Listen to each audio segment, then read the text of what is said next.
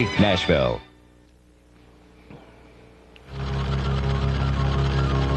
This is NBC Nightly News with Roger Mudd in Washington, Tom Brokaw in Beirut, and commentary by John Chancellor in southern Lebanon. Good evening from Beirut, where even though there appears to be a good deal of movement around the diplomatic efforts to get the PLO out of here, Israel today continued its siege. In fact, it improved its positions. Late this afternoon, there were Israeli aerial attacks on West Beirut. Several neighborhoods were hit. And Israeli artillery units were spotted on the coast south of Beirut, moving up. We have two reports from Beirut tonight. Vic Aiken covering the military action from the Israeli side in East Beirut, and James Compton covering the effects of the siege on West Beirut. Israeli and Palestinian gunners renewed the battle today after 2.5 days of relative quiet. Most of the action came as Israeli tanks moved into new positions, closer to the line dividing East and West Beirut, closer to the Palestinians.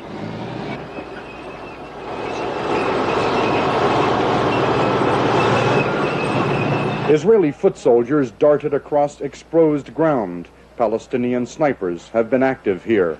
Lebanese youngsters braved the open spaces to look for shell casings. But on the firing line, the faces are mostly determined, and in some cases, apprehensive. Almost all of the Israeli soldiers that we talk to today are convinced that they, and not the politicians, will have to drive the Palestinian fighters out of West Beirut. Vic Aiken, NBC News, East Beirut. All this shooting happened with both sides nearer than ever before to an agreement that would see Palestinian forces gradually evacuated from Beirut and the city spared further destruction. If the deal stands up, the first contingent of Palestinian forces would leave from here, a military beach club in downtown Beirut. It is a Lebanese army barracks now, the same point used to evacuate American civilians during the Lebanese Civil War. The Palestinians would go by sea to the Jordanian port of Aqaba. Then French peacekeeping forces would enter the city of Beirut by sea at the same point. For the first time in weeks, there was genuine optimism. The city could win the race against starvation and disease. Though food supplies are dwindling, some fresh water is now being allowed into Beirut by the Israelis. At a downtown supermarket that opens for a few hours a day, the owner says he is running low of many basic foodstuffs, but hopeful the PLO evacuation will make Israel lift its blockade. In the end, he told us, the most lasting damage of the siege of Beirut will be to the reputation of the United States. This ugly American image has come in again, because they really think, everybody in Beirut thinks that none of this could have been done if they didn't have the support of the Americans. A PLO newspaper had a bitter commentary on the Palestinian decision to evacuate Beirut, saying it was a step taken for want of help from our Arab brethren. The paper said the PLO would now leave Beirut in order to save the city, but added, we had expected our Arab brethren to come and fight. None of them came. James Compton, NBC News, West Beirut. But as for the diplomatic efforts, which involve a multinational peacekeeping force, those diplomatic efforts appear to be getting a mixed reaction within the Israeli government. There does seem to be some optimism, however, tonight, and Martin Fletcher has the story from Israel. Israel is still pouring heavy equipment into Lebanon, but the package deal put together by Ambassador Habib may end the crisis. And sources in Jerusalem say Prime Minister Begin will do his utmost to avoid an all-out attack on West Beirut. The Israelis should receive Habib's proposal tonight. Later, the PLO will get it. The PLO is said to have agreed already to all the main points. The deal gives Israel almost everything it demanded, according to a top Western source, and he said the PLO backed down on nearly everything it wanted. The plan says the PLO fighters will leave Beirut in a 15-day period to begin when all sides sign the package. 200 French soldiers of the multinational peacekeeping force would arrive as the first group of PLO leaves. Then the rest of the international force would arrive, including 800 Americans, and the last of the PLO would leave. But the big problem remains, where will the PLO go? The Western source said Syria, Jordan, Sudan and Iraq should take substantial numbers, with a chance Egypt may change its mind and agree too. But those countries haven't come out and said it. And until they do, Israeli opposition leader Yitzhak Rabin is not convinced. I hope that this time it will not be ended by another fiasco, because there are no Arab countries who are ready to accept it. A top Israeli official says Israel can agree to the deal, but says the key is whether the United States will use its political and financial power to persuade countries to take in the PLO. Martin Fletcher, NBC News, Tel Aviv.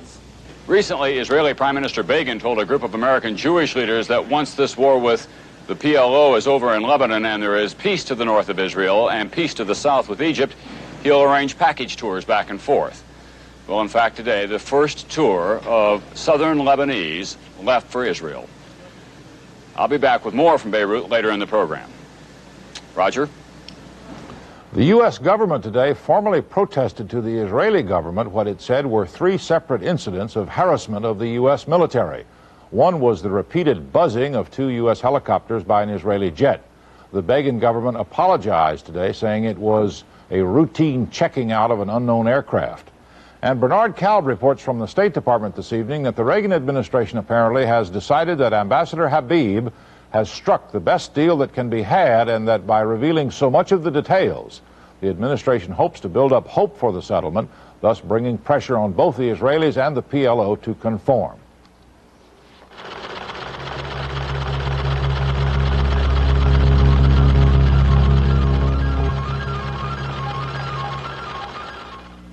How do the vitamins in these cereals compare with Total's? I don't know. This shield shows Total has 100% of a day's allowance of 9 vitamins and iron. Okay. Put Total Shield on your cereal to compare vitamins. I eat grape nuts. 25%. Total's a lot higher. But how's it taste? Crisp flakes of whole grain wheat. And 100% of 9 vitamins. That's the total difference. Honey, that blue paint looks fine for our new house, but I don't think we brought enough with us. Yeah, and who knows if there's a custom paint store around here. D&W Paint and Paint Supplies. The Bell System Yellow Pages talks when your fingers do the walking. You save gas, money, and time. Hal's Paint, corner of Oak and 3rd. We match colors. Looks like we've run out. That's okay, Dad. We'll just run out to the corner for some more. Get the Yellow Pages talking. We match colors. Let your fingers do the walking. Open wide. Oh, wait a minute, Doctor. What's wrong, Joan? You need the breath deodorant. Sorry. Must have been the onion salad dressing. Clorette's will take care of that. Clorette's? Clorette's is the breath deodorant. It'll freshen your breath fast. Only Clorette's has Actazol and helps your mouth's own freshening power eliminate bad breath. The breath deodorant costs a little more, but it's worth it. Ready, Doctor? For fresh breath fast, Clorette's, the breath deodorant. Terrorists attacked a Jewish restaurant in Paris today, killing 6 people inside and on the street and injuring almost 2 dozen. It was the most serious of 4 anti-Semitic attacks in Paris in 8 days. The Israelis blamed the PLO. The PLO denied the charge. Steve Mallory reports from Paris. This was the deadliest anti-Semitic attack in Paris since World War II. 6 people were killed and 22 wounded when gunmen sprayed customers at Joe Goldenberg's restaurant with machine gun fire. There were reports a grenade was also thrown. The gunmen then escaped down narrow alleys, firing as they fled. Some people were hit as they ran for cover. A plainclothes policeman was critically shot by mistake. He had drawn his pistol to shoot at the terrorist, but was mistakenly shot by one of the restaurant's guards. Goldenberg's is the most famous kosher restaurant in Paris. It is situated in the heart of the ancient Jewish quarter. Police cordoned off the area, but several hundred people crowded around the shooting site, shouting insults against French President Francois Mitterrand, who arrived late in the afternoon to attend memorial services at a nearby synagogue. The French Interior Minister had to fight his way through an angry crowd to attend the services. Many French Jews contend the government hasn't done enough to protect them during the rash of anti-Semitic incidents following Israel's invasion of Lebanon. The restaurant owner, Joe Goldenberg, tried to calm the angry crowd and said he would reopen tomorrow. Those who had gathered then prayed.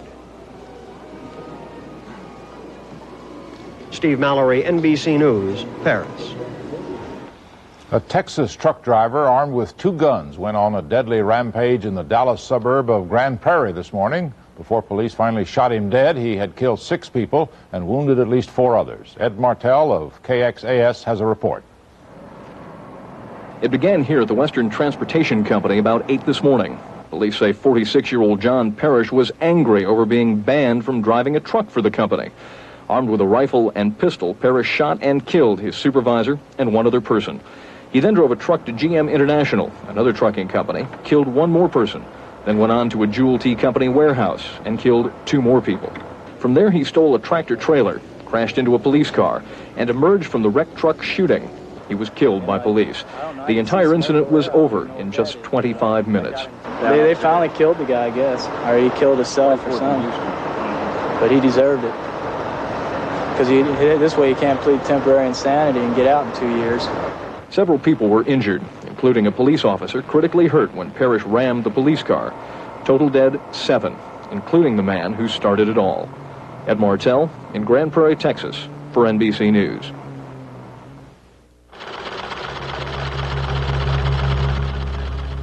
When you get it, itchy red skin.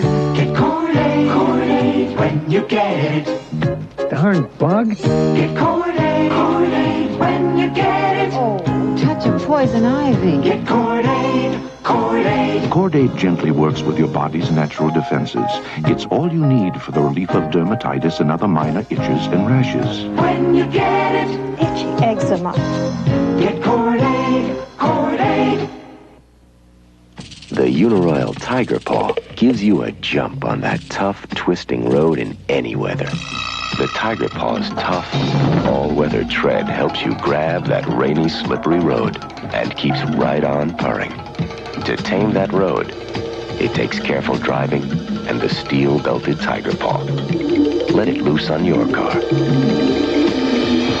Uniroyal, we give you more to go on. Are you a saltaholic? Do you think most everything needs salt? Then you're a saltaholic. Like most Americans, you eat more than 20 times the salt your body needs. Now, with no salt, you can have the flavor of salt without salt. No salt tastes good, and there's no salt in no salt. You can shake no salt, cook with no salt, and shake the salt habit. John W. Hinckley, Jr. was today committed indefinitely by U.S. District Judge Barrington Parker. Hinckley had been confined at St. Elizabeth's Mental Hospital here since last June when he was found not guilty by reason of insanity in the attempted assassination of President Reagan. James Polk reports. The court-appointed psychiatrist found Hinckley remains an unpredictably dangerous person. Their report said Hinckley described his shooting of President Reagan as an exorcism. The roller coaster ride was over. The movie in my mind was through. But for Hinckley, they said it isn't over. He still has homicidal and suicidal ideas. The report said Hinckley talks about raping and murdering actress Jodie Foster. It said, presently he thinks daily about killing Jodie Foster. Hinckley was brought into court under guard. Without a tie, his belt also taken away. The judge quoted the report. Hinckley remains a danger to himself as well as a danger to others, particularly Miss Foster. In a quiet voice, Hinckley said, I am not admitting to agreeing to what is in the reports. I don't necessarily agree with that. But he waived his rights to a full hearing, and the judge ordered him committed indefinitely to a federal mental hospital. Hinckley, in the white shirt in the back seat, was returned to St. Elizabeth's Hospital in Washington. He is being kept in a maximum security ward, in part for his own safety. Hinckley can apply for release as early as next year. But the psychiatrist's findings today indicate he probably will be kept confined for many years to come. James Polk, NBC News, Washington. The trial of Joseph Paul Franklin, the alleged assailant of former Urban League President Vernon Jordan, began today in South Bend, Indiana. 80 prospective jurors were called before 12 were selected. Roger O'Neill reports. The man accused of trying to kill Vernon Jordan more than 2 years ago, Joseph Paul Franklin, was brought to federal court in South Bend, Indiana in a van under heavy guard. Jordan was in Fort Wayne, Indiana to speak to an Urban League dinner. After the speech, he was shot in the back outside his hotel room. He was with this woman at the time, Martha Coleman, a member of the Fort Wayne Urban League. Everyone who entered the courtroom was searched. In opening statements, the federal prosecutor told the all-white jury that Franklin, an avowed racist, has an obsessive hatred of blacks, and that he stalked Vernon Jordan after seeing him have a drink with Martha Coleman. Wearing a three-piece pinstripe suit, Franklin sat expressionless in the courtroom. Franklin is already serving 4 consecutive life sentences for killing 2 black men in Utah 2 months after the Jordan shooting. Franklin's court-appointed lawyer then told the jury the government's case is built on hysteria, and his client merely answers the need for a convenient solution. The government doesn't have a lot of direct evidence. No weapon was ever recovered, and there were no witnesses to the shooting. But the government says it can place Franklin at the scene of the shooting and with trying to sell a rifle a week later. Vernon Jordan will testify tomorrow. Roger O'Neill, NBC News, South Bend, Indiana.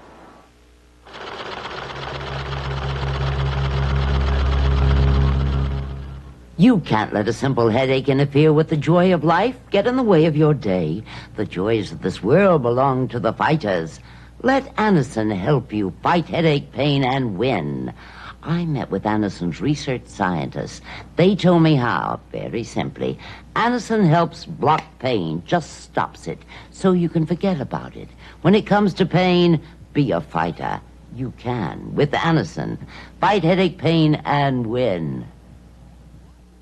Imagine the problems you'd have if you lost your traveler's checks and wallet overseas. I want to cancel only my credit cards. I want to send a cablegram.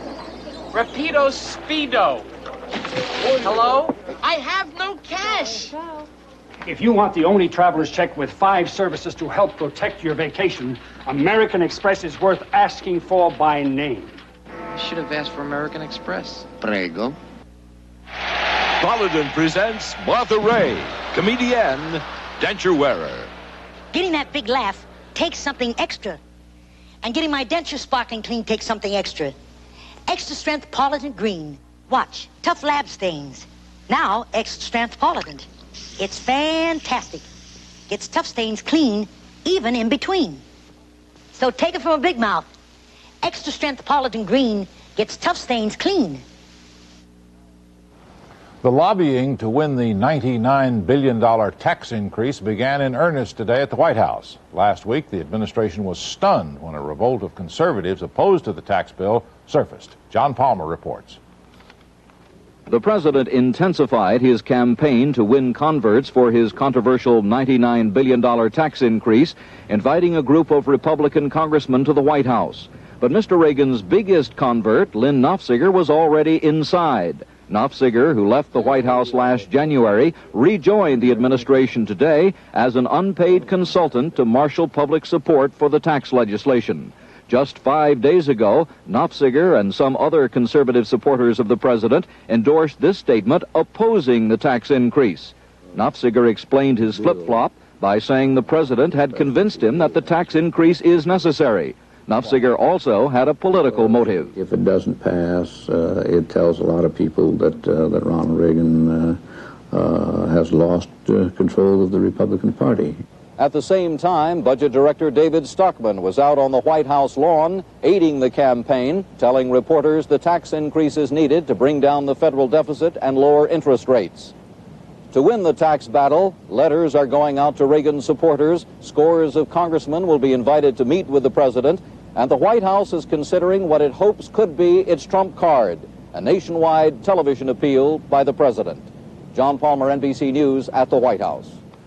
The administration is still working to cut some taxes. The president met today with a group of congressmen to sell his tuition tax credit proposal, a plan that would cost the Treasury about $1 billion a year if it is phased in. This is Alexander Haig, the country's newest professional lecturer. He made his debut today in San Francisco before the American Bar Association convention. He revealed no details about his resignation, but he did get off some snappy jokes about his changed status. Just a few weeks ago, I was fourth in line of succession. Today, I have to struggle for a precedence in the checkout counter line at the supermarket. Incidentally, I don't know what all the fuss was a few months ago when the president was shot about line of succession, so I made a little mistake.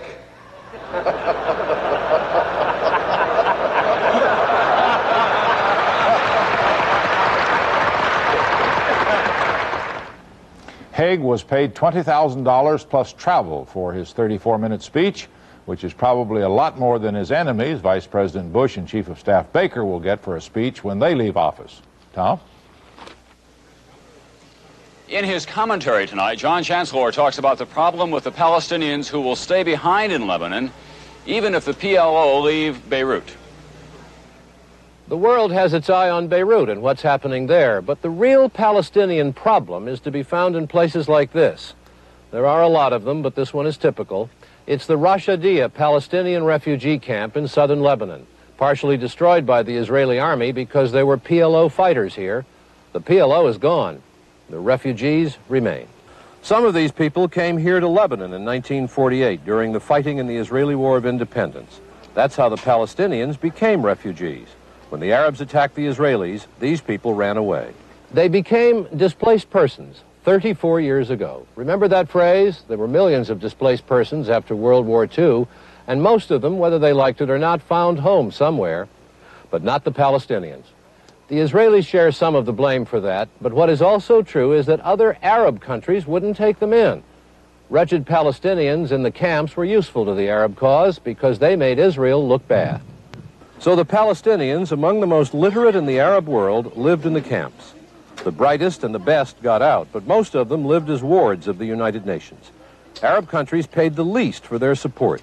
The United States and the West paid the most. And that is true today, 3 decades later. Did the PLO recruit young men in these camps for the fight against Israel? You bet. Now here's the rub. These people are not going to go away. They are not going to be evacuated by any international force. The Arab countries aren't lining up to take them in. They're stuck. There are different estimates of how many there are of these hopeless people in camps in different countries, but the United Nations has a tally of listed, registered Palestinian refugees.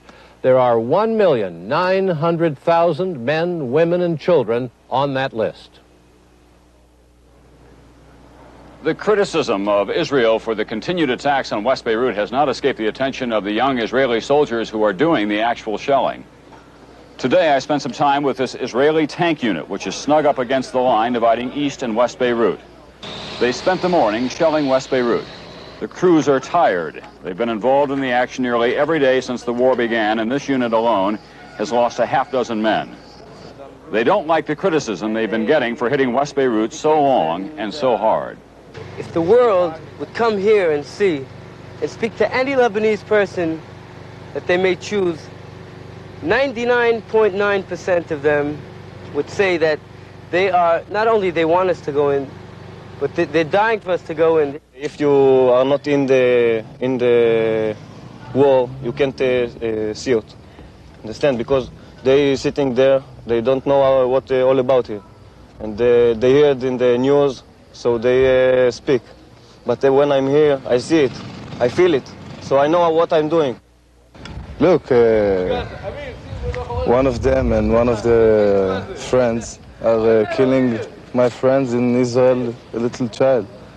So this is the solution. One of the young Israeli soldiers said he had always wanted to see Beirut, but not with a tank. And now he says if he gets out of here alive, he never wants to come back.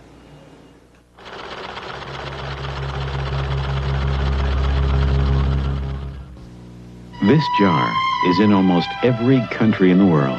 And what's in this jar has helped beautiful women all over the world stay beautiful. The cream in this jar is cold cream.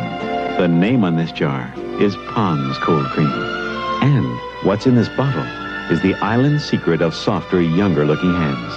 Pond's Cream and Cocoa Butter Lotion with natural cocoa butter. Pond's. It helps make the world more beautiful. Watch this demonstration of how the tough new size Ford Ranger can conquer mountains. This new small pickup gets this high gas mileage and carries this payload. And Ranger's husky new truck engine can haul this mighty load up this grade. 2 times steeper than Mount Washington, or even this nasty grade, 4 times Pikes Peak. However, this super steep angle, even Ranger won't try. This is Mount Everest. Tough Ford Ranger. Congressman, could we re-examine this proposal? By all means, Jane. Some coffee? Please. Whoa! Only half a cup. I thought you liked my coffee. Love the rich taste. It's the caffeine I can do without. Me too. That's why we're drinking Brim decaffeinated coffee. This is Brim? This is Brim, and it's decaffeinated, so you don't have to stop at half a cup. If it tastes this rich, I don't want to stop. Fill it to the rim. With Brim? Fill your cup to the rim with the richness of Brim. We're used to price wars among gas stations and drugstore chains and clothing stores and car dealers, but a cola war is unusual. NBC business correspondent Mike Jensen has just returned from the front. Combatant number one, kicking off its summer offensive at Radio City Music Hall, Coca-Cola, telling its bottlers about a $3 million advertising campaign in the New York area for its newest product, Diet Coke. Growth in the cola business has been slowing down, and the experts say future growth probably lies in diet and caffeine-free drinks. Coke had Bobby Short fly in from Europe to sing a medley of Coke commercials.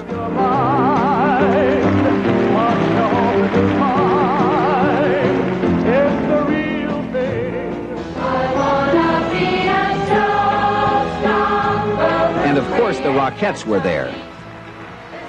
Coke already sells Tab, which is also sugar-free, but it thinks Diet Coke will appeal to a wider, less sophisticated group of cola drinkers, like the people in this commercial, which has just begun airing in New York. In the other corner, combatant number two, Pepsi Cola, on the road, introducing Pepsi Free, no caffeine, at a news conference in Oklahoma City, part of an 8-city promotional blitz. Sometimes it's hard to remember where you are. On this historic day for both Pepsi Cola and Phoenix consumers, I'm sorry, for Oklahoma City consumers. Pepsi Free is already going into stores, mostly in the western part of the country, in test markets. Coke doesn't think many people will buy a caffeine-free cola, so it's waiting to see what happens. But Pepsi is spending $100 million to promote Pepsi Free nationally. It says that potentially it's a $2 billion a year market. However the battle between Coke and Pepsi comes out, there are some certain losers, the other soft drink companies, the smaller ones. There's only so much room on supermarket shelves, and with new products coming from the two heavyweights, some of the less popular brands will be bumped right off the shelves. Meanwhile, both Coke and Pepsi are trotting out their big guns, determined to win this summer's battle of the colas. Mike Jensen, NBC News, New York. That's Nightly News for Monday. I'm Roger Mudd in Washington. And I'm Tom Brokaw in Beirut. Good night for all of us at NBC News. Tomorrow morning on Today, live from Tel Aviv, Defense Minister Ariel Sharon tells Bryant Gumbel where Israel stands in the Beirut crisis. Also, the Senate's minority leader, Robert Byrd, says Reaganomics doesn't add up. You'll meet music man Herb Alpert, Football Hall of Famer Sam Huff, and Dr. Tom Cottle joins today with a report on overeating, why people do it, and what can be done about it.